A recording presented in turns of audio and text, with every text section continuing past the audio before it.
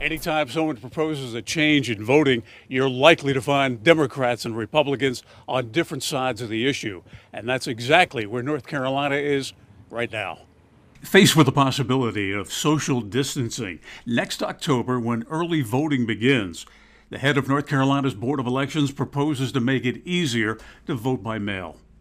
Senate leader Phil Berger opposes that change. He cites fraud uncovered in the 2018 congressional race known as ballot harvesting that forced the state to conduct a new election in North Carolina's congressional district as the reason.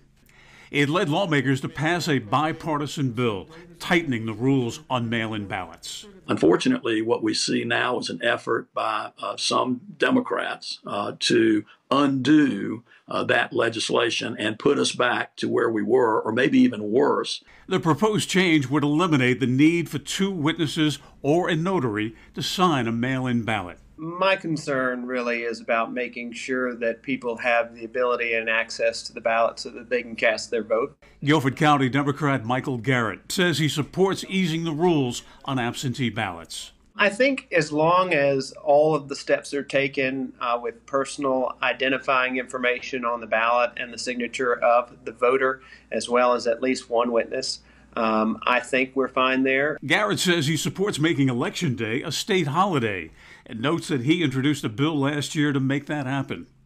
Berger opposes the idea, saying he doesn't want to impose a state holiday on private business.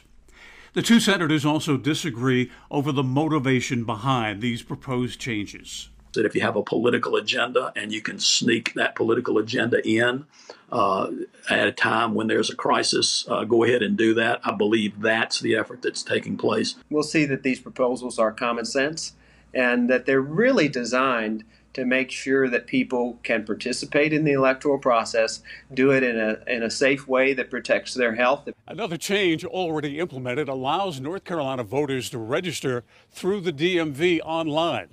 Senator Berger says he's not sure the DMV has the authority to do that. In Greensboro, I'm Bill O'Neill, WXII 12 News.